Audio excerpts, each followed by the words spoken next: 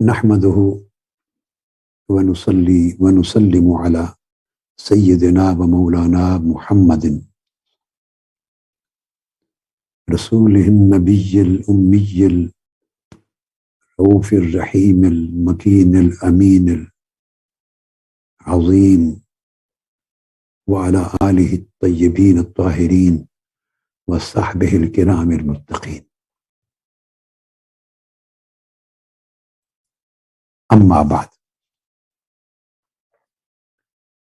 أعوذ بالله من الشيطان الرجيم. بسم الله الرحمن الرحيم.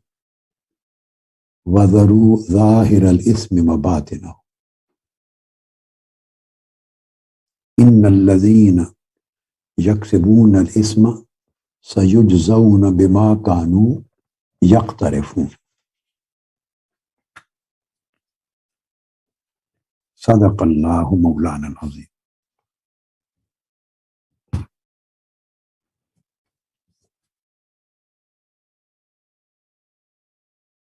جملہ معتکفین و معتکفات اور حضرات مشائخ و علماء کرام،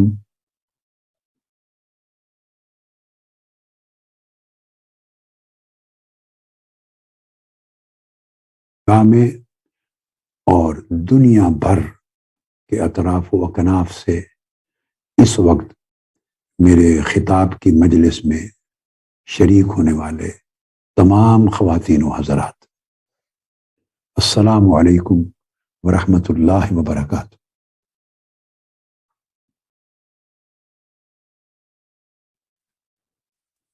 اللہ رب العزت کا شکر ہے کہ ہم ماہ رمضان المبارک کے ان نورانی ساعتوں میں اس سال پھر اکٹھے ہیں.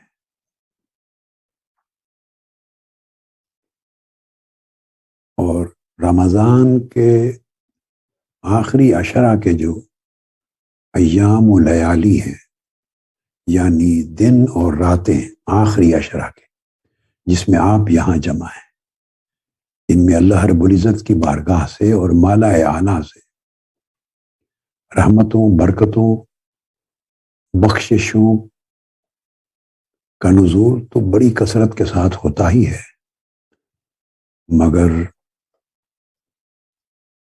انوار و تجلیات کا نزول بھی بہت ہوتا ہے، اور ملائکہ بھی بڑی کثرت کے ساتھ آپ کی مبارک عبادت اور ذکر الہی کی مجالس میں شریک ہوتے ہیں. تھوڑی آواز بیٹے. عشرہ اور اس عشرہ کی تمام ساعتیں اور مجلسیں برکتوں سے اور رحمتوں سے اور اللہ رب العزت کی عنایتوں سے بہت معمور ہو جاتی، فضا لبریز ہو جاتی ہے نور سے. یعنی سمجھے عرش کا نقشہ فرش پر قائم ہو جاتا ہے، اتنے انوار اترتے. اور آپ خوش نصیب ہیں کہ ان ساعتوں میں اللہ کے حضور اس کے دروازے پر بیٹھے ہیں، اور وہ خوش نصیب ہیں جو ان راتوں کے لیے آپ کی خدمت کرنے کے لیے خصوصیت سے آتے ہیں، آپ کے اندر ایمانی، روحانی اور وجدانی ذوق پیدا کرتے ہیں. تلاوت قرآن مجید کی شکل میں قراء حضرات آتے ہیں، نعت خوان حضرات آتے ہیں، نقبا حضرات آتے ہیں، اپنی محبتوں کا اظہار کرتے ہیں اور آپ کے ذوق کو جلا دیتے ہیں، آپ کی کیفیات کو دوبالا کرتے ہیں.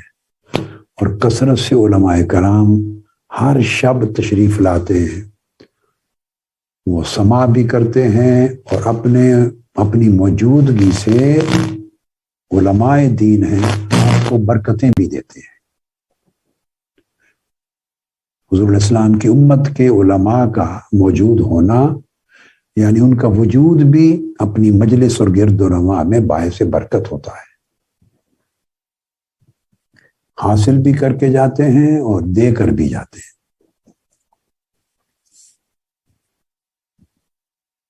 ہم نے بات کل کی نشست میں ختم کی تھی اس قول پر کہ سلف صالحین اپنے شاگردوں کو یہ تلقین کیا کرتے تھے، ہر ایک کو فرماتے حاسب نفسہ کا فی کل خطرہ، جب بھی کبھی کوئی خیال آئے، خطرہ کوئی خیال آپ کے دل و دماغ پر دستک دے، اسی وقت اپنے نفس کا اور اپنے آپ کا محاسبہ کر لیا کرو، یعنی دروازہ دل کا بند کر لیا کرو، دل کے جو ڈور ہے، ڈور آف یور ہارٹ، اس کو لاک کر دیا کرو، بند کر دیا کرو، یعنی خیال کو پہلی آمد کے موقع پر ہی مسترد کر دو جو خیال آپ کو خیر سے دور کرنے کے لیے آیا ہے، جو آپ کو خیر سے محروم کرنا چاہتا ہے۔ تو آج کی گفتگو جو ہے یہ میں خطرہ کے موضوع پر کروں گا۔ وجہ یہ ہے کہ چونکہ ہم نے دل کی امراض کا ذکر کرنا ہے، اس پر میں آگے آؤں گا، مگر تمہیدی طور پر تصور کو سمجھنے کے لیے ذہن میں یہ رکھ لیں کہ اگر دلوں کو تقسیم کیا جائے تو اس کی تقسیم یوں ہے کہ دل 3 قسموں کے ہوتے ہیں۔ یہ براڈر ڈویژن ہے، دلوں کی 3 قسمیں ہیں۔ ایک ہوتا ہے قلب سلیم، دوسرا ہے قلب میت، تیسرا ہے قلب سقیم۔ قلب سلیم سے مراد قلب صحیح ہے، وہ دل جو بالکل صحیح، صحت مند، توانا، سالم، اس کو سلیم، سلامتی والا کہتے ہیں، محفوظ ہے، اس کو قلب حی بھی کہتے ہیں، یہ دل زندہ ہے۔ بہت سی اصطلاحات استعمال ہوتی ہیں دل کے احوال، دل کی مختلف حالتوں کے حوالے سے مختلف نام آتے ہیں۔ تو قلب حی بھی ہے، حی زندہ دل، سلامتی والا دل، محفوظ دل، صحت اور تندرستی والا دل، یہ قسم ہے۔ دوسری قسم اس کے برعکس ہے قلب میت، مر گیا، مردہ دل۔ تیسری قسم دونوں کے درمیان ہے، بیمار، اس کو قلب سقیم کہتے ہیں، یہ بیمار دل ہے۔ اگلی نشستوں میں اس سال ہمارا فوکس اس بیمار دل پر ہے۔ اس بیمار دل کا تذکرہ کریں گے، بیماریاں کیا ہیں، امراض کیا ہیں۔ جب امراض کا تذکرہ کریں گے تو ضروری ہے بتانا کہ یہ مرضیں آتی کہاں سے ہیں، جنم کہاں سے لیتی ہیں، یہ بیماریاں پیدا کہاں سے ہوتی ہیں۔ جب پیدا کرنے کی بات کریں گے کہ کہاں سے پیدا ہوتی ہیں تو اسباب میں داخلی اسباب بھی آئیں گے، خارجی اسباب بھی آئیں گے۔ کچھ داخلی اسباب ہیں ان امراض کے، کچھ خارجی اسباب ہیں ان امراض کے۔ جب میں خطرہ کی بات کر رہا ہوں تو یہ خارجی اسباب میں سے ایک سب سے بڑا سبب ہے، باہر سے داخل ہونے والا سبب، اس کو یاد رکھ لیں۔ آف کورس یہ باہر کا جو سبب ہے دل کو مریض کرنے کے لیے، اور مرض کا علاج نہ ہو اور مرض بڑھتی جائے تو بڑھتے بڑھتے دل مردہ ہو جاتا ہے، تو یہ ایک ہی راستہ ہے یعنی مرض سے موت تک پہنچنے کا ایک سفر ہے. تو اس کے اسباب میں سے جس سبب کا ذکر آج ہم کر رہے ہیں وہ ہے خطرہ. اب میں ان تینوں دلوں کی تقسیم تو بتا دی ہے، یعنی 3 قسمیں، مگر ان کے مفہوم الگ الگ نہیں بتائے. وہ میں چھوڑتا ہوں تاکہ آج کے موضوع کا وقت بچا لوں. یہ میں آگے چل کے بتاؤں گا انشاءاللہ. کل یا اس سے اگلے دن اللہ پاک نے چاہا تو اس کی باری آ جائے گی کہ قلب سلیم کی علامتیں کیا ہیں، اس کی صفات کیا ہیں، اس کی خاصیتیں کیا ہیں، کیسے پہچانا جا سکتا ہے یہ بھی بتاؤں گا. قلب میت مردہ دل کی علامتیں کیا ہیں یہ بھی بتا دوں گا انشاءاللہ تعالی. اور مریض دل کی علامات کیا ہیں اس کو تو خوب تفصیل سے سمجھاؤں گا، کیونکہ ہمارا جو فوکس ہے وہ پوری گفتگو میں وہ اسی پر ہے. تو آج میں صرف تقسیم منشن کر دی ہے تاکہ ایک کنسپٹ آپ کے ذہن میں رہے کہ 3 قسموں کے دل ہیں. اگر آپ کے ذہن میں خیال آئے کہ میں تعین کرنا چاہتا ہوں کہ میں کس حال میں ہوں، میرا دل کس جگہ پر ہے، تو تھوڑا انتظار کر لیں، کل یا پرسوں اس کی باری انشاءاللہ آ جائے گی، سب کچھ بیان کر دوں گا. مگر اس وقت میں بتانا یہ چاہتا ہوں کہ دل جو مریض ہوتا ہے وہ تیسری جو قسم ہے دل قلب مرید، قلب سقیم. وہ مریض جو ہوتا ہے اس کی مرض کا آغاز کہاں سے ہوتا ہے. امراض پر بھی آ جائیں گے کہ مرضیں بیماریاں کیا کیا ہیں، وہ سبجیکٹ آئے گا، مگر آغاز کہاں سے ہوتا ہے مریض کا، آج اس پر میرا فوکس ہے. جہاں سے آغاز ہوتا ہے اس کا پہلا قدم، یا یوں کہیے کہ اس کا پہلا قطرہ، اس کو خطرہ کہتے ہیں.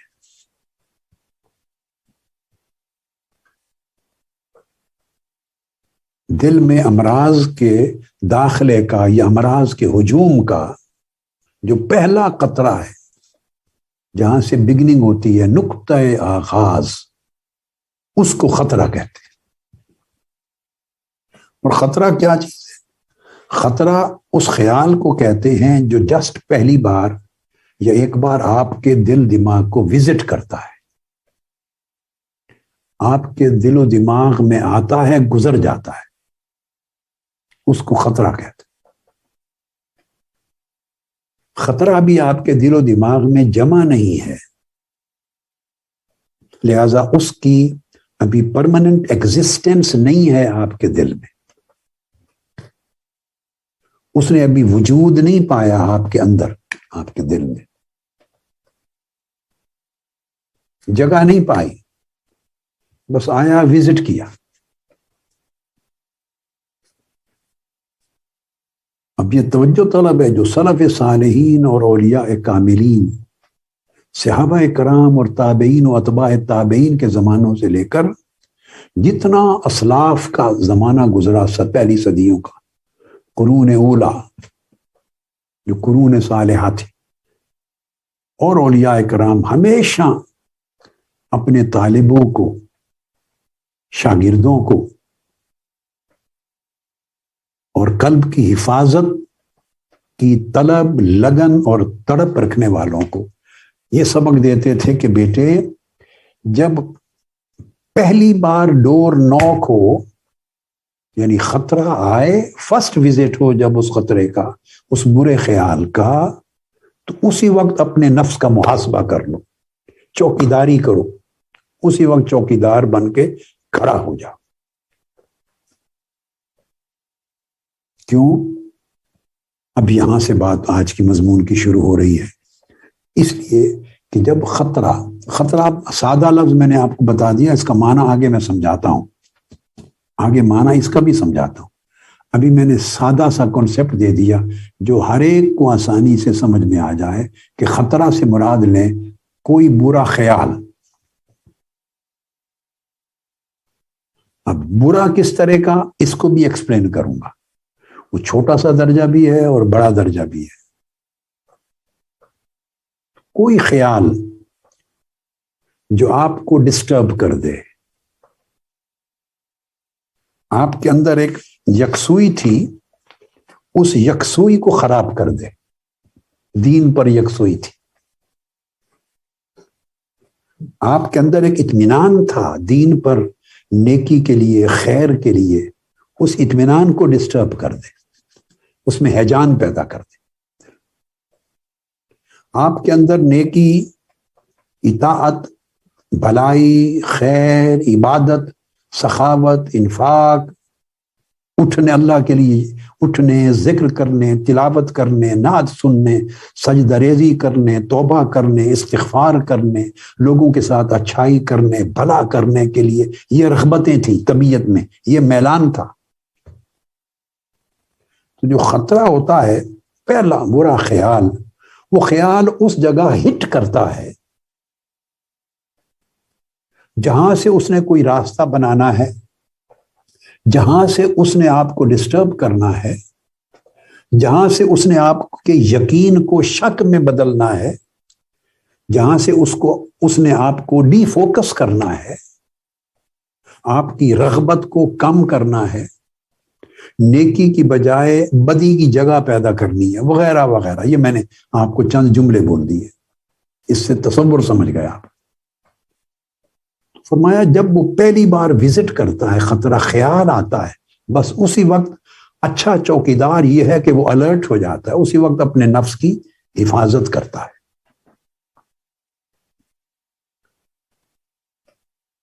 اگر اس کی اس وقت حفاظت نہ کرے اور اس کو رد نہ کر دے، اس سے نفرت نہ کرے، اس کو بلاک نہ کر دے تو پھر وہ دوبارہ آئے گا. اب میں ایک مثال دینا چاہتا ہوں، معذرت پہلے کر لیتا ہوں کہ جس سبجیکٹ کی مثال دینا چاہتا ہوں اس سبجیکٹ کی مجھے مہارت نہیں ہے. وہ ہے آئی ٹی کا سبجیکٹ، سوشل میڈیا کا.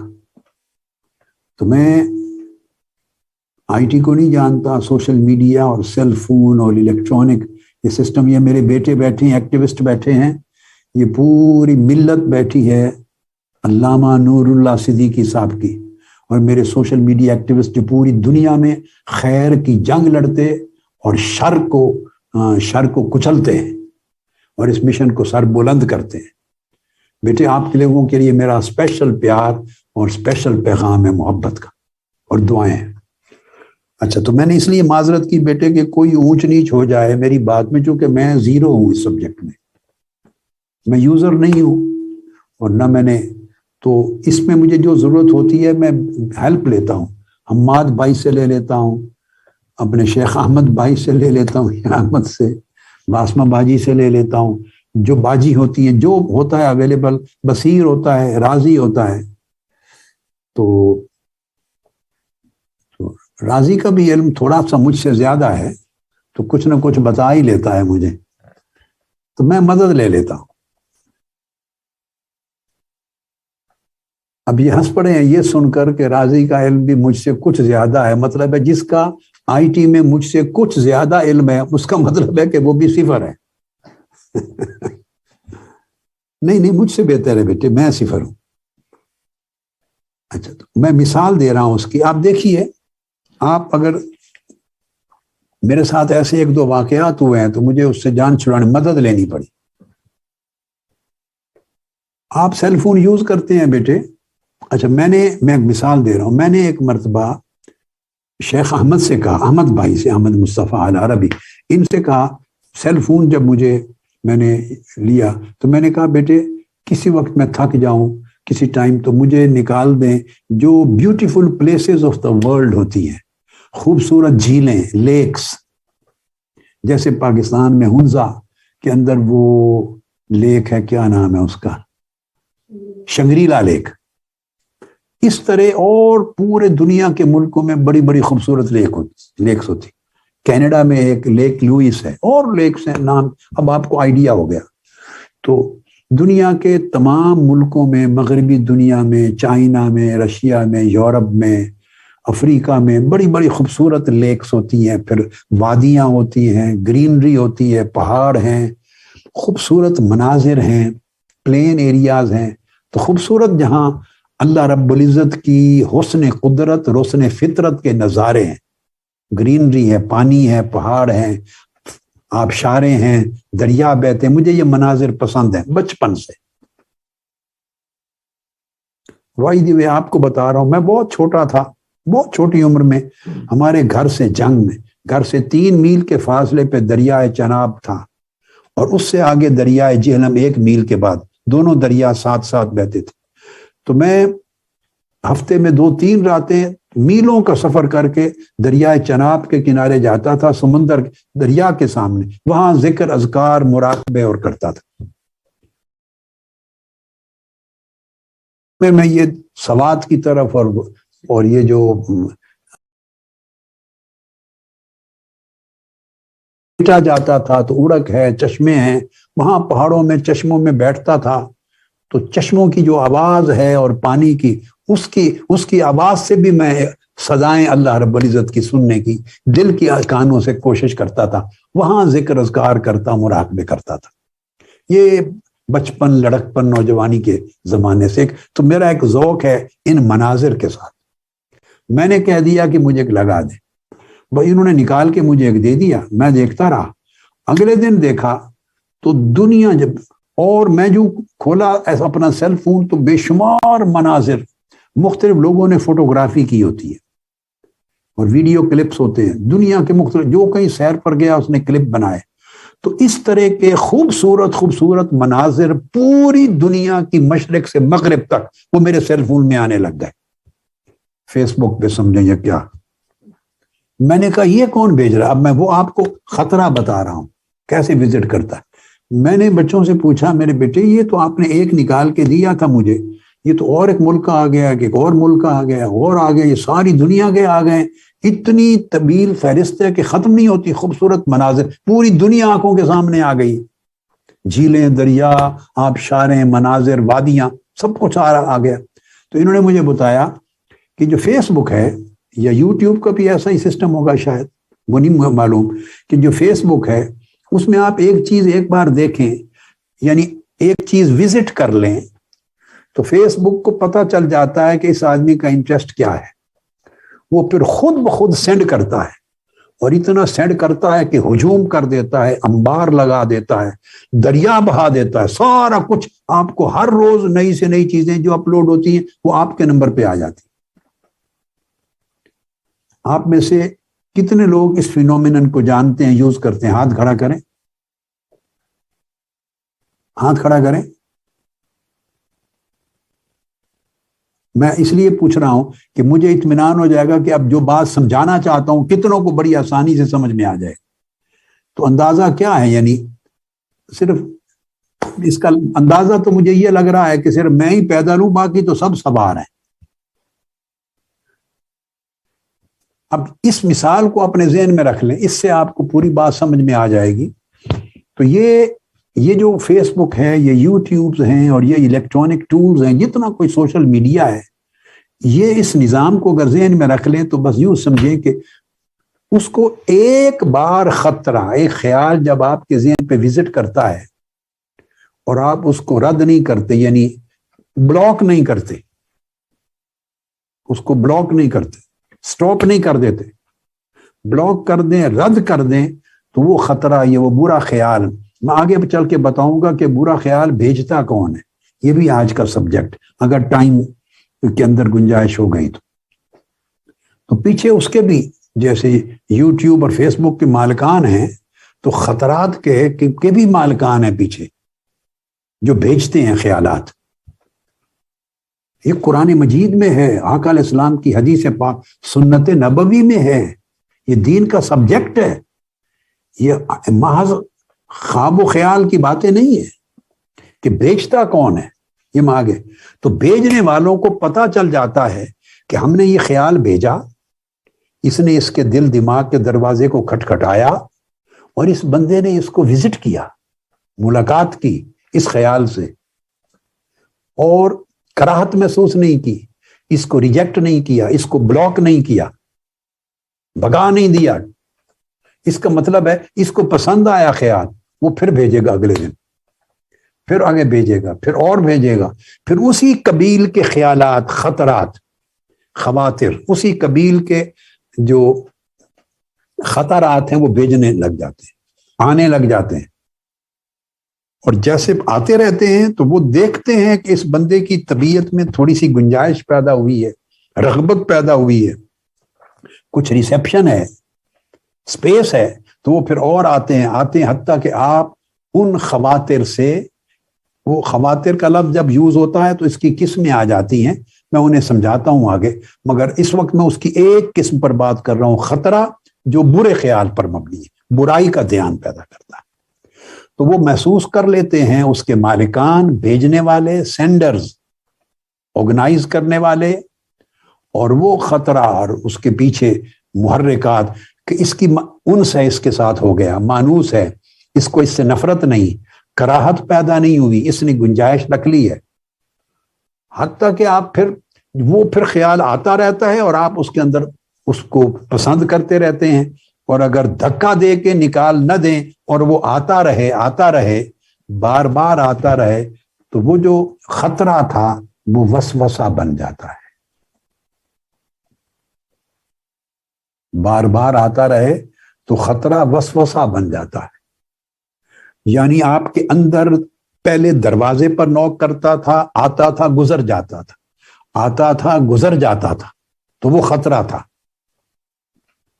اب جب آپ نے اس کو روکا نہیں، دھکے دے کے بھگایا نہیں، بلاک نہیں کیا، ریجیکٹ نہیں کیا، نفرت نہیں کی، آپ نے نرمی دکھائی، قبول کیا، اس کو اندر آنے دیا، جگہ آفر کر دی، اچھا چلو بیٹھ جائیں، چائے کا کپ پی کے جائیں، آئیں پانی پی لیں، اندر جگہ دے دی، تو جب خطرہ اندر آنے لگ گیا تو آتے آتے آتے آپ کا دل و دماغ اس سے مانوس ہوتا ہے، تو پھر وہ جب اندر جگہ پا لیتا ہے تو وہ خطرہ نہیں رہتا، وہ وسوسہ ہو جاتا ہے، اس میں تھوڑی سی اسٹیبلٹی آ جاتی ہے۔ اور ذہن میں رکھ لیں کہ وسوسہ سے میری مراد وہ وسوسہ نہیں ہے جس کا ذکر آپ ہر وقت کرتے رہتے ہیں، یعنی وہ جو وہم والا وسوسہ ہوتا ہے نا، کہ ہر وقت ایک چیز آپ کو پریشان کرتی ہے، یا بعض اوقات کئی لوگ ہوتے ہیں وہ ایک سائیکولوجیکل پیشنٹ ہو جاتے ہیں، یہ میری مراد ان کی نہیں ہے، وہ بھی وسوسہ ہی کہلاتا ہے، اور اس کا ایک مانوی تعلق ہے، اس کے ساتھ جڑتا ہے، مگر میں کہنا چاہتا ہوں کہ خطرہ کو جب اندر مستقل وجود مل جاتا ہے آپ کے دل و دماغ میں، تو وہ وسوسہ بنتا ہے، دل و دماغ میں وہ وسوسہ کے مقام پر فائز ہو جاتا ہے۔ مگر اصطلاح میں، عرفاء کی اصطلاح میں، جو عمل شر کے لیے جو خطرہ آتا ہے اس کو وسوسہ کہتے ہیں۔ یہ میں بائی دی وے ساتھ کلیئرٹی کر دوں، اور آگے چل کے اس کی تقسیم پر آؤں گا۔ اب میں جو بات سمجھانا چاہتا ہوں کہ اپنی حفاظت یہاں سے دل کے مریض ہونے کے سفر کا آغاز ہوتا ہے۔ وہ خطرہ آیا، آپ یہ کہتے ہیں نا، اس لیے اپنے آپ کو خطرات سے بچاتے ہیں۔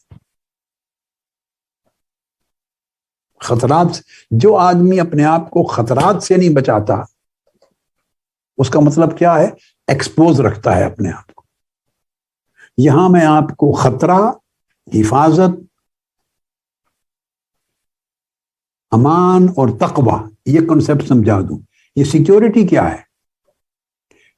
جس آدمی کے بہت سے دشمن ہوں اور جان کے دشمن ہوں، وہ جان لینا چاہتے ہوں، وہ اپنی سیکیورٹی کی ارینجمنٹ کرتا ہے، گارڈ رکھتا ہے۔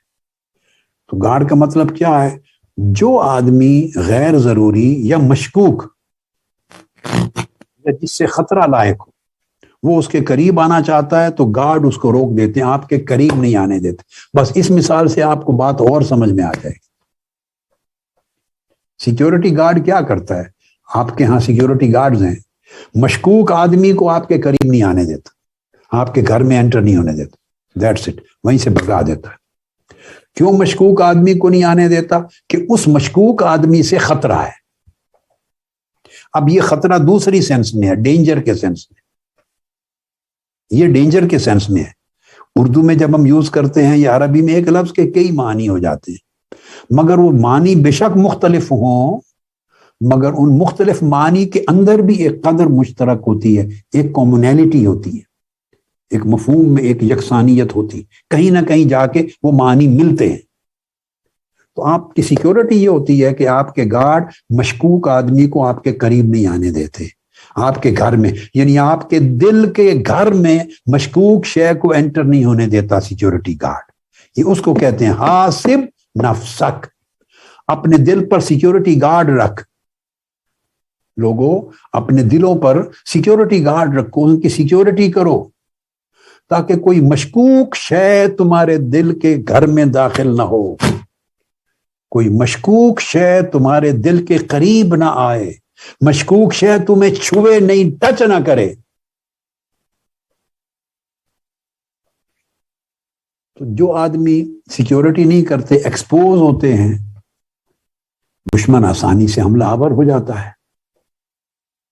تو جس طرح یہ چیز ہے کہ جان کے دشمن ہیں اور آپ اپنی جان کی سیکیورٹی کرتے ہیں گارڈز کے ذریعے اور ان مشکوک لوگوں کو قریب نہیں آنے دیتے، اس طرح میرے بیٹے اور بیٹیاں سمجھ لیں، میرے بھائی اور بہنیں سمجھ لیں، رفقا اراکین وابستگان سمجھ لیں، معتکفین و معتکفات سمجھ لیں، ایم ایس ایم کے بیٹے بردرز اور سسٹرز سمجھ لیں، سوشل میڈیا کے ایکٹیوسٹ سمجھیں، کارکنان سمجھیں، پوری دنیا میں کسی بھی جماعت، تنظیم یا کسی جگہ سے منسلک دین کا کام کرنے والے، دین پڑھنے والے، دین سمجھانے والے، دین پر عمل کرنے والے سب سمجھ لیں اس نقطے کو، اور ہر مسلمان جو اپنے ایمان کی حفاظت چاہتا ہے سمجھ لے کہ آپ کی جان کے دشمن کم ہوتے ہیں، ایمان کے دشمن زیادہ ہے۔ یہ بات سمجھ، میں پھر دہرا رہا ہوں، آپ کی جان کے دشمن کم ہیں، ایمان کے دشمن بہت زیادہ ہے۔ آپ کے ذہن میں سوال پیدا ہو سکتا ہے میرا یہ جملہ سن کر کہ یہ سمجھا دیں کیسے؟ بھئی جان کے دشمن آپ کے تو صرف وہی لوگ اور اتنے ہی لوگ ہیں جن کو آپ سے کوئی تھریٹ ہے۔ اگر آپ کسی کے لیے تھریٹ کا باعث ہیں تو آپ کی جان کے دشمن ہوں گے، یا آپ سے انہوں نے کوئی بہت کچھ مال و دولت لوٹنی ہے، ڈاکو ہیں، تو وہ بھی جان کے دشمن تو براہ راست نہیں، مال لوٹنے کے لیے دشمن بن جائیں گے۔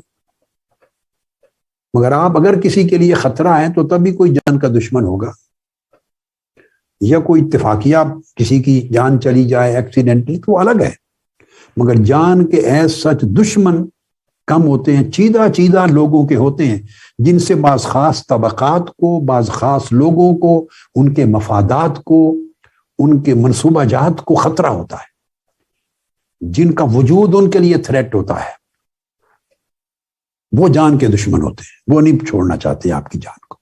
تو یہ گنتی کے لوگ ہیں، یہ گنتی کے لوگ ہیں۔ اب آ جائیں، اور اس میں یہ کہ آپ کی طرف سے، اس میں تھریٹ آپ کی طرف سے ہے، یعنی کسی کو آپ سے خطرہ ہے، تب آپ کی جان کا دشمن ہے۔ تو آپ خود ذرا سوچ لیں، آپ میں سے کتنے پرسنٹ لوگ ہیں جن سے کسی دوسرے کو خطرہ ہے اور وہ آپ کی جان کا دشمن بن جائے؟ تو آپ خود جواب دیں گے 1% بھی نہیں ہوں گے، شاید 1% بھی ایسے نہیں ہوں گے۔ حادثات کو ایک طرف چھوڑ دیں، کوئی ٹارگٹ کرے کہ میں نے اس کی جان لینی ہے، مارنا، قتل کرنا، اس طرح جان کے دشمن پر بڑی کم پرسنٹیج ہے، چونکہ آپ خطرہ نہیں ہے کسی کے لیے، سو آپ کی جان کے دشمن کم ہے۔ اب آ جائیں، ایمان کے دشمن زیادہ ہیں۔ کیوں؟ ایمان کے دشمن زیادہ ہونے کے لیے آپ کا مسئلہ نہیں ہے، وہ کسی اور کا مسئلہ ہے، دوسری طرف، وہ دوسری طرف کسی اور کا مسئلہ ہے، اور جس کا مسئلہ ہے اس کا نام ہے شیطان، وہ ہے شیطان۔ یہ قرآن مجید سورہ سواد اس کی آیت نمبر 82، جب اللہ رب العزت نے اس کی نافرمانی پر، اس کے تکبر پر اسے سزا دی اور نکال دیا اپنی بارگاہ سے، دھتکار دیا، تو اس نے اللہ رب العزت کے حضور قسم کھائی، اعوذ باللہ من الشیطان الرجیم، اور کہا قال فبعزتک لأغوینہم اجمعین. یہ بات فرق سمجھا رہا ہوں کہ جان کے دشمن کم ہیں اور ایمان کے دشمن زیادہ ہیں. اس نے کہا اے اللہ مجھے تیری عزت کی قسم، میں تیرے سب بندوں کو ہر صورت گمراہ کر کے رہوں گا. اس نے ساروں کو علی الاعلان، تو ساروں کے جان کے دشمن کم تھے، بہت کم تھے، مگر ساروں کے ایمان کے دشمن زیادہ. آپ میں سے ہر شخص کا دشمن جو ایمان پر ہے وہ شیطان ہے. ہر مومن کے لیے دشمن ہے اور وہ شیطان ہے. اس نے قسم کھائی لأغوینہم، کہ میں قسم کھا کے کہتا ہوں کہ میں ہر صورت پوری کوشش کر سارے کے سارے بندوں کو گمراہ کر دوں گا. اب آپ سمجھ گئے کہ ایمان کے دشمن کتنے. تو ہر مومن اور ہر مسلمان کا جو راہ ہدایت پر ہے، جو نیکی پر ہے، طاعت پر ہے، خیر پر ہے، جس کا عقیدہ صحیح ہے، جس کا عمل صحیح ہے، جس کے خیالات صحیح ہیں، جس کی کاوشیں صحیح ہیں، جو دین کی خدمت میں لگا ہے، راہ راست پہ چل رہا ہے، ہر وہ شخص جو نیک ہے، جو مسلمان کلمہ گو ہے، اللہ اس کے رسول کو مانتا ہے اور خیر کی طرف راغب ہے، ہر اس شخص کا دشمن ہے، اس کے ایمان کا دشمن ہے. اجمعین. اب میں نے سیکیورٹی کا لفظ بیان کیا کہ یہ بات کلیئر ہوگی کہ ہم سب ایکسپوزڈ ہیں. اس کو کہتے ہیں ہم ایکسپوزڈ ہیں، ہم سیکیور نہیں ہیں، ایکسپوزڈ ہیں، اور ہمارے سب کے ایمان کا دشمن ہے. آگے بتاؤں گا کہ وہ ایمان کا دشمن ایک بھی نہیں ہے، وہ کروڑوں بھی نہیں ہے، اربوں اور کھربوں سے بھی زیادہ ہے. جتنے انسان ہیں ان سے ان کا عدد زیادہ ہے. تو سیکیورٹی اللہ پاک نے ساتھ ہی شیطان نے بتا دیا میں تیرے ہر ایک راہ راست پر چلنے والے بندے کو گمراہ کروں گا، سوائے ان لوگوں کے جو ایکسپوز نہیں ہوں گے. الا عبادک منہم المخلصین، جو تیرے چنیدہ و برگزیدہ ہوں گے، جنہوں نے گارڈ رکھ لیے ہوں گے، ان کو متقی کہتے ہیں. اور متقی کیا ہے؟ جو حفاظت کرتا ہے، اپنی سیکیورٹی کرتا ہے. The one who guards himself from evil، جو اپنے آپ کو ہر برائی سے محفوظ کرتا ہے، اپنی سیکیورٹی کرتا ہے، گارڈ کرتا ہے اپنے آپ کو. The one who is secured, the one who is guarded, the one who is protected. اور پھر مخلصین بھی نہیں، سنسیئر بھی نہیں کہا، یہ چھوٹا درجہ ہے. مخلصین جو کمپلیٹلی سیکیورڈ ہوں گے. فرق ہے بین المخلصین و مخلصین. مخلص اور مخلص میں، مخلص وہ ہے جو سنسیئر ہے for the cause of Allah, اللہ کی راہ کے لیے، for piety, for patience, for charity, for Allah's worship، for generosity, نیکی کے لیے، طاعت کے لیے، عبادت، خیر کے لیے، ہدایت کے لیے مخلص ہے. جو مخلص ہے یاد رکھ لیں وہ سٹل سیکیورڈ نہیں ہے، وہ ڈینجر میں ہے.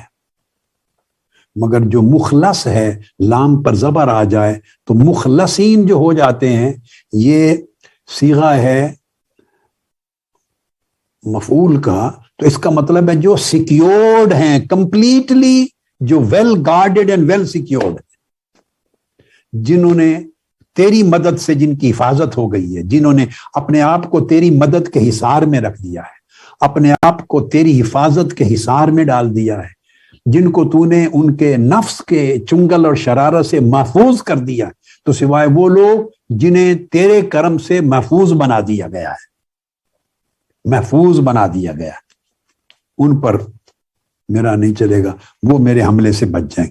یہ میں نے آپ کو پہلی چیز بتائی کہ اس طرح ہمارے ایمان کے دشمن زیادہ ہیں، اور اگر سیکیورٹی نہ ہو تو ہر شخص ایکسپوزڈ ہے.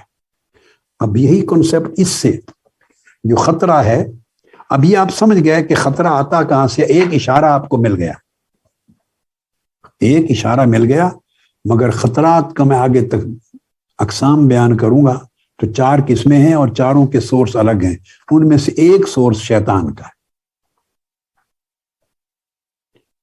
پھر سورہ قرآن مجید کی الحجر میں آیت نمبر 40 میں اور 39 میں، 39-40 میں وہی مضمون ہے، سمجھا رہا ہوں کہ وہ جو فرمایا حاسب نفسک فی کل خطرہ، یعنی بگننگ سے آپ ایکسپوزڈ نہ ہو۔ ہماری خرابی یہ ہے کہ ہم میں سے ہر شخص ایکسپوزڈ رہتا ہے، ہم بڑے جرت مند ہیں، ہم داعی ہیں، ہم لیڈر ہیں، ہم اپنے شعبے کو ہیڈ کر رہے ہیں، ہیڈ کر رہی ہیں، ہم عالم ہیں، ہم مبلغ ہیں، ہم لوگوں کو خیر کی طرف بلا رہے ہیں۔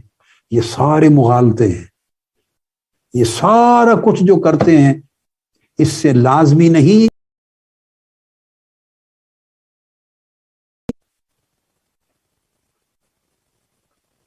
یہ سارے خیر کے کام ہیں۔ عالم ہے، علم ہے تو یہ خزانہ ہے، تو جس کے پاس خزانہ ہے اسی پر تو ڈاکو حملہ کرے گا۔ عابد ہیں تو عبادت کا خزانہ ہے، عبادت گزار ہیں تو خزانہ ہے ہی تو ڈاکو حملہ کرے گا۔ نیک ہیں تو نیکی آپ کا خزانہ ہے، تو خزانہ ہو تو ڈاکو حملہ کرتا ہے، چور حملہ کرتا ہے۔ جس کے پاس خزانہ ہی کوئی نہیں، اس پر کس نے اس کے گھر چوری کے لیے آنا ہے؟ جو خود کنگال ہے، کھانے کا کچھ نہیں۔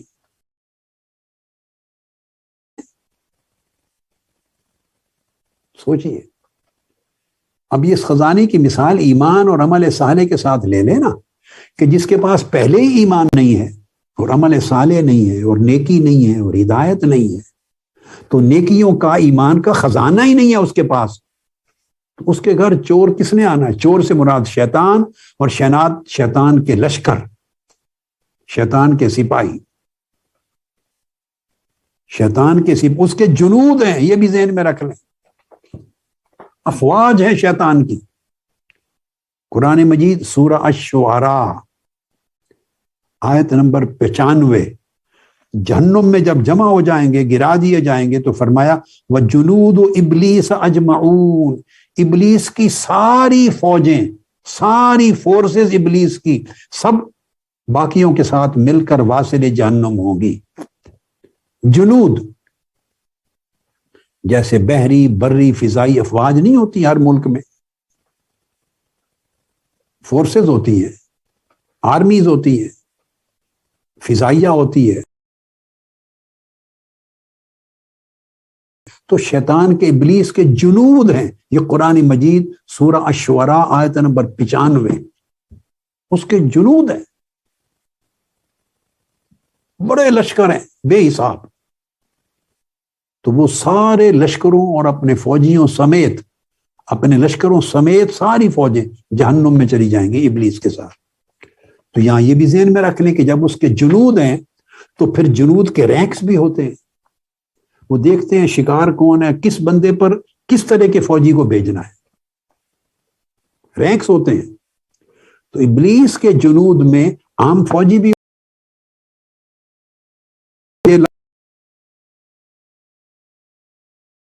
رینک کے بھی ہوں گے، کیپٹن رینک کے بھی ہوں گے، اگر گنڈ رینک ہوں گے اور جنرل رینک کے بھی ہوں گے۔ یاد رکھ لیں میری بات بڑی امپورٹنٹ، جس کے پاس تھوڑا سا خزانہ ہے اس کے لیے ایک سپاہی کا بھیجنا بھی کافی، جس کے پاس زیادہ خزانہ ایمان کا، ہدایت کا، بالکل الٹ سمت میں سوچتے ہیں۔ وہ جتنا زیادہ کوئی عالم ہے وہ سمجھتا ہے میں اتنا محفوظ ہوں، نہیں، اسے سوچنا چاہیے میں اتنا خطرے میں ہوں، میرے پاس علم کا خزانہ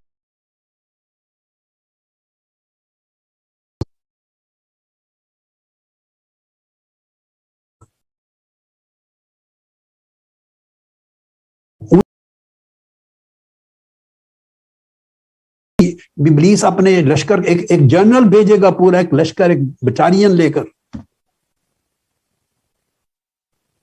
اور جس کے پاس کچھ ہی نہیں ہے سرے سے، اس کی پرواہ نہیں، اس کی طرف کسی کو نہیں بھیجے گا، وہ تو آلریڈی بہکا ہوا ہے، گمراہ ہے۔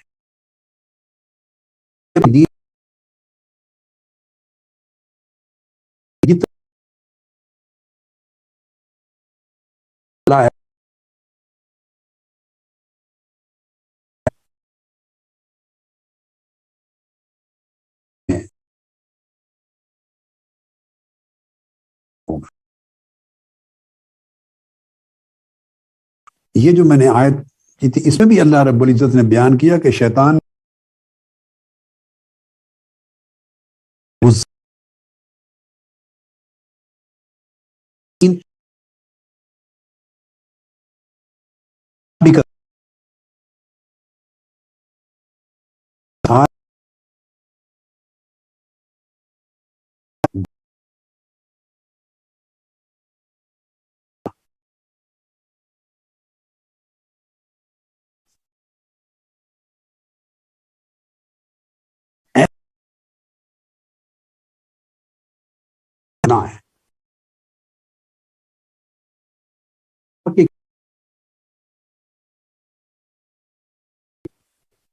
لَأُزَيِّنَنَّ لیں اور مزین کر دوں گا، آراستہ کر دوں گا، اٹریکٹیو بنا دوں گا، لوگ اپنے آپ کو اس میں سیف اور سیکیور سمجھیں گے، اٹریکٹ ہوں گے، اور اس ان اٹریکشنز کے ذریعے لَأُغْوِيَنَّهُمْ أَجْمَعِينَ، میں سب کے سب لوگوں کو گمراہ کر دوں گا۔ Everybody is in threat of شیطان، ہر ایک کو گمراہ کر دوں گا۔ تو یہ بیٹے میرے کبھی خیال نہیں کرنا کہ میرے پاس ویمن لیگ کا اتنا بڑا عہدہ ہے، میں منہاج گرلز کالج میں اس مقام پر ہوں، MSM کی میں لیڈر ہوں، ناظم اعلیٰ ہوں، میں ضلع کا صدر ہوں، امیر ہوں، تحصیل کا امیر ہوں، تحریک کا ناظم اعلیٰ ہوں، فلاں مرتبہ صدر ہوں، اس مقام پر ہوں، یہ میرا درجہ ہے۔ بیٹے ان تمام درجات میں کسی حفاظت کی گارنٹی نہیں پڑی ہوئی، یہ سب نوکریاں ہیں اللہ اور اللہ کے رسول کی، یہ طاعت کے نیکی کے کام ہیں، صلاح اور اصلاح کے کام ہیں، اور اسی پہ چڑھ ہے اس کو، شیطان کو اور اس کے جنود کو، شیطان اور اس کے لشکروں کو چڑھ ہی اسی چیز پر ہے۔ یعنی جو آدمی دیکھیے دین میں جتنا ویک ہے اس سے اتنا نہیں چڑھتا، کیونکہ اس کو ٹربل نہیں ہے اس سے۔ جو آدمی نیکی میں جتنا کمزور ہے شیطان کو اس سے اتنی کم ٹربل ہے، اور جو نیکی میں بالکل زیرو ہے تو شیطان کے لیے وہ بالکل ٹربل سم ہے ہی نہیں، فکر ہی نہیں، وہ آلریڈی اسی کی راہ پہ ہے، جو وہ چاہتا تھا وہ بندہ اسی راہ پر ہے۔ شیطان کا تو ٹربل شروع اس وقت ہوتا ہے جب بندہ نیکی کی راہ پہ قدم رکھتا ہے اور خیر کی راہ پہ چلتا ہے اور دین کی دعوت دیتا ہے اور دین پر عمل کرتا ہے اور ہدایت یافتہ ہے اور ہدایت آگے پہنچانے کا عمل کرتا ہے، خیر کا۔ وہیں سے شیطان کا ٹربل شروع ہوتا ہے اور وہ اس کو بہکانے اور گمراہ کرنے کے منصوبے شروع کر دیتا ہے، اور وہ اٹیکس کرتا ہے اپنی اس بندے کی صلاحیت اور اس کی حیثیت کو، مقام مرتبہ کو، اس استقامت، مضبوطی اور کمزوری کو دیکھ کر۔ تو یہاں پھر اللہ پاک کے سامنے اعتراف کیا کہ باری تعالیٰ جن لوگوں نے تو نے چن کر نکال لیا ہے، سیکیور ہو گئے ہیں، گارڈڈ ہیں جو لوگ مخلصین، ان پر میرا حملہ نہیں ہوگا، ان کو نقصان نہیں پہنچا سکتا۔ اب یہی مضمون سورہ الاعراف میں بھی دیکھ لیں، اتفاق سے میں نے نکال لیا یہ مضمون ابھی اترتے ہی۔ تو سورہ اعراف میں آیت نمبر 16 اور آیت نمبر 17 دونوں پڑھی ہے، نوٹ کر لیں۔ قرآن مجید میں اللہ پاک کے سامنے اس ابلیس نے پھر قسم کھائی، قال فبما اغویتنی لأقعدن لهم صراطک المستقیم۔ اب وہ مضمون جو میں جس پر زور دیتا چلا آ رہا ہوں اس کی تصراحت آ گئی۔ فرمایا باری تعالیٰ صراط مستقیم میں میں جم کے بیٹھ جاؤں گا۔ آپ کہتے ہیں اہدنا الصراط المستقیم، سیدھی راہ دکھا، تو شیطان بولیے اب آپ کی سمجھ میں بات آ رہی ہے، غلط راہ جو گمراہی کی راہ پر شیطان بیٹھتا ہے، بولیے شیطان اپنا ٹھکانہ گمراہی کی راہ پر، بدی کی، گناہ کی راہ پر نہیں بناتا. وہ کہتا ہے یہ تو سارے میری پارٹی کے لوگ ہیں، یہ تو آلریڈی میرا گروہ ہے، میرا خاندان ہے، میرا ہی کام کر رہے ہیں. ادھر شیطان نہیں اپنا ٹھکانہ بناتا. شیطان کرسی اور اپنا پورا صوفہ اور اپنا مضبوط نشست رکھ کر بیٹھتا ہے صراط مستقیم میں، سیدھی راہ میں، صراط مستقیم میں بیٹھتا ہے، اور اس طرح چوکنا ہو کے دیکھتا ہے کون کون جا رہا ہے اس پر. صراط مستقیم کے طالب کون ہے، کون جا رہا ہے اس پر.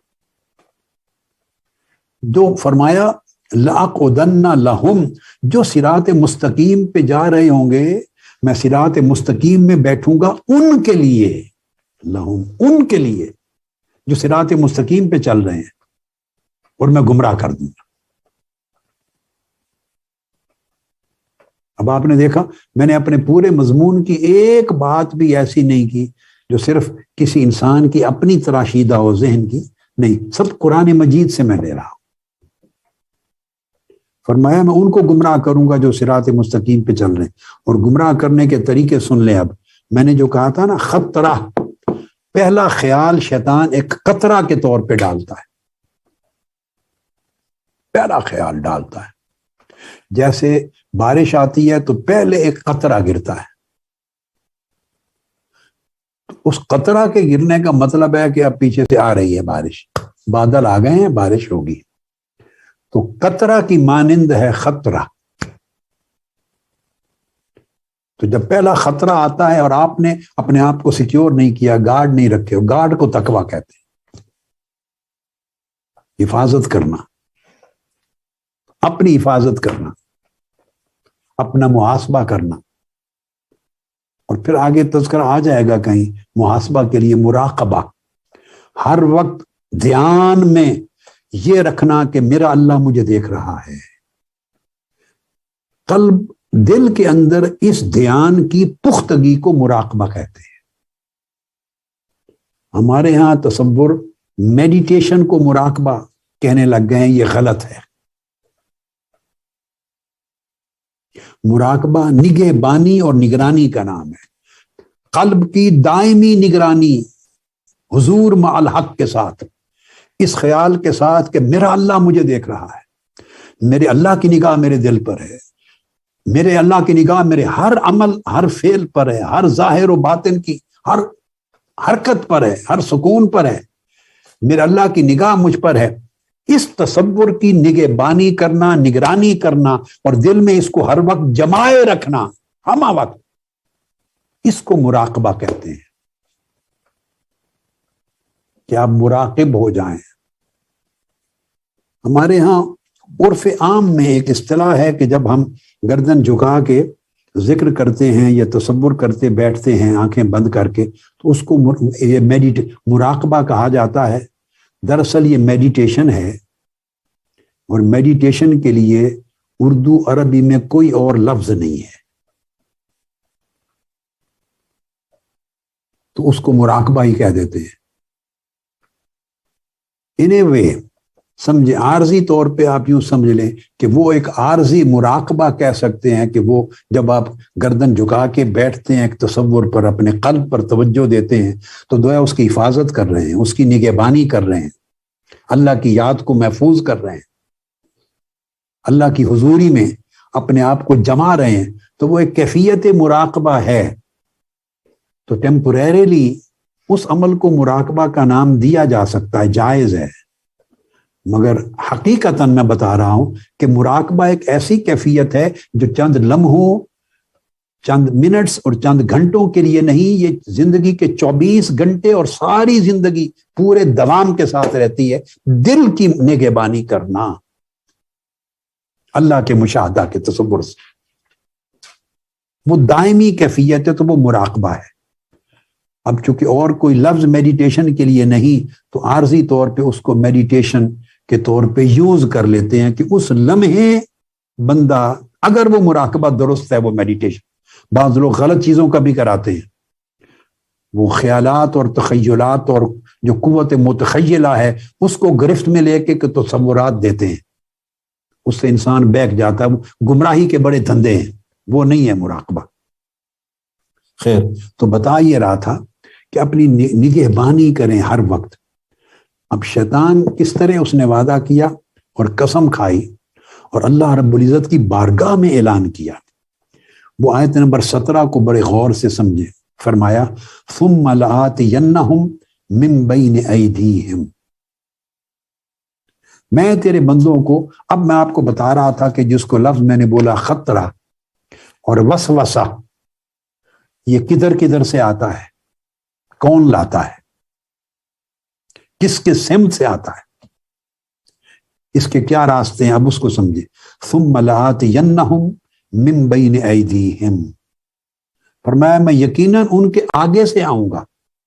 4 اطراف کا ذکر کیا ہے، پہلے سن لے قرآن مجید، ان لوگوں کے آگے کی طرف سے آؤں گا، ومن خلفہم، اور ان کے پیچھے کی طرف سے آؤں گا، وعن ایمانہم، اور ان کی دائیں جانب سے آؤں گا، وعن شمائلہم، اور ان کی بائیں جانب سے آؤں گا۔ 4 اطراف۔ اب بولیے، شیطان نے یہ قسم کھائی، اللہ رب العزت نے اس کے اس اعلان کو، ڈیکلیریشن کو قرآن مجید کا حصہ بنا دیا، ہمیں آگاہ کرنے کے لیے، آقا علیہ السلام پر اترنے والی وحی میں شامل فرما دیا، تو کہ میرے محبوب اسے، یہ میری وحی ہے، اور وحی کا مطلب اپنی امت کے ہر فرد تک پہنچا دے، قیامت تک ہر مسلمان تک پہنچ جائے کہ شیطان کی یہ اسٹریٹجی ہے، تاکہ توڑ تبھی کر سکتے ہیں کہ جب آپ دشمن کی اسٹریٹجی سے واقف۔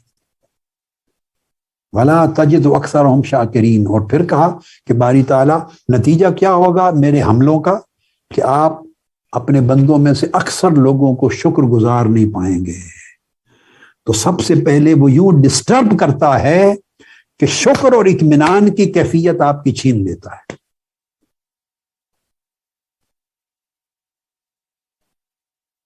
شکر قائم ہوتا ہے صبر پر، صبر جو پیشنس ہے، یہ کچھ ملے تب بھی صبر ہے کہ بندہ خوشی میں بہک نہ جائے، نہ ملے تب بھی صبر ہے کہ غم زدہ نہ ہو جائے، آسانیاں ہوں تب بھی صبر میں رہے کہ آسانیوں کا غلط استعمال نہ کر دے، آپے سے باہر نہ ہو جائے، مشکلات ہوں، مصائب ہوں، آلام ہوں، بیماریاں ہوں، تب بھی صبر ہو کہ کہیں شکوہ نہ ہو جائے، امیری ہو تب بھی صبر ہے کہ کہیں امیری اس کو گمراہ نہ کر دے، فاسق نہ بنا دے، غریبی، محتاجی، محرومی ہو تب بھی صبر ہے کہ کہیں فقر و فاقہ میں آ کے ناشکر نہ ہو جائے۔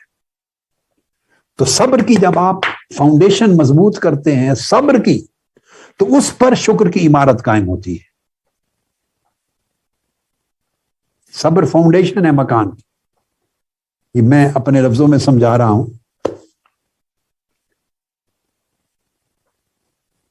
بڑی ہستیاں، عارفین، اولیاء، بڑے بڑی بزرگ ہوئے، اگر انہوں نے کوئی تمثیل مختلف دی ہو اور میری ان کے ساتھ موافقت نہ رکھے تو میں ان سے معافی کا خاص گار ہوں۔ جتنی سمجھ ہوتی ہے بندہ اسی طرح بات کرتا ہے، میں تو زیادہ سمجھ والا نہیں ہوں۔